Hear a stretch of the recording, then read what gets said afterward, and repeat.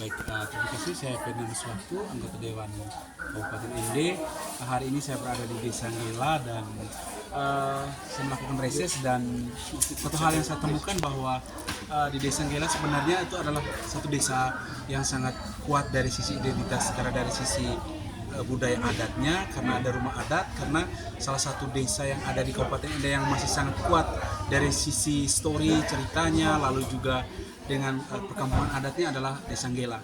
Namun sayang bahwa dalam 10 tahun terakhir itu saya merasa ada satu hal yang hilang dari sisi identitas yang ada di Nggela. Salah satunya soal tenun, lalu juga masih kurangnya bagaimana terkait dengan karakteristik tenun-tenun Nggela itu sendiri, yang mana saya melihat bahwa banyak yang sudah beralih secara khusus sudah ke tenun sintetis, lalu kemudian juga banyak juga tamu-tamu wisatawan itu yang sudah tidak datang lagi ke Nggela. Jadi ini juga menjadi tantangan dalam 10 tahun terakhir, bahwa perlu ada manajemen dan pembenahan untuk di Nggela secara khususnya, baik itu dari sisi tenunnya, lalu juga bagaimana dalam hubungan dengan menjadikan ini sebagai salah satu ikon desa wisata, yang mana dari sisi pengelolaan, manajemen, serentak juga perlu ada cerita-cerita sebagai bagian dari atraksi wisata yang ada di Desa Nggela ini sendiri.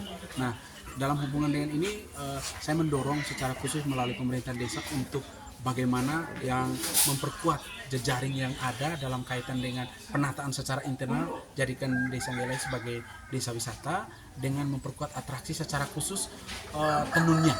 Apalagi yang saat ini tuh yang tenun itu ibu-ibu yang umuran 45 tahun ke atas. Jadi kehilangan generasi muda untuk tertarik lagi berminat kepada urusan yang tenun. Kita berharap bahwa di Nggela itu perlu ada semacam satu sekolah tenun yang ada di ND, khususnya di Nggela, supaya ini menjadi kekuatan, harapannya semacam pusat studi tentang tenun ikat lio, salah satunya Nggela ini yang mungkin harus dikembangkan dalam kaitan dengan yang pertama untuk konservasi terkait dengan tenun, lalu juga dengan budaya, serentak juga menjadi pusat untuk menjual produk-produk lokal yang ada di Desa Nggela.